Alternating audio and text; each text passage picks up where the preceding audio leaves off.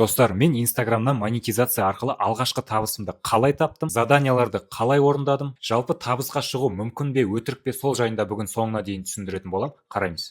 Маған табысқа шығуға көмектескен VRLT қосымшасын ашайық. Мои работы деген жерде EasyTab және Яндексте маған осындай заданиялар келді.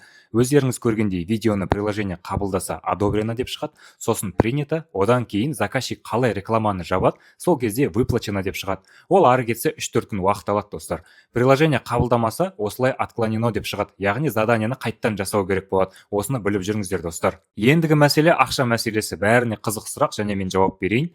Профильге кірейік, выплаты и реквизиты да ашайық. Өзімізге керек соманы, жарайды, 5000 теңге деп жазайын. Комиссия 150 теңге ұстайды, және подтвердите выплату деп тұр, соны басайық. Міне маған Каспиге ақша түсті, өздеріңіз көргендей. Шоттарыңызды қатесіз алдын ала жазып қойды ұмытпаңыздар, достар. Монетизация жүйесі жұмыс жасайды, достар. VRLT қосымшасын жүктеп алыңыздар обязательно. Аш адамға балық берме, қармақ бер деген бар. Так что кішкене қимылдап, монетизация арқылы табысқа шықсаңыздар, мен қуанатын болам сіздер үшін. Ал бүгінгі ақпарат пайдалы болса, маған лайк басып, қолдап кетіп, тіркеліп кетсеңіздер, мархабат.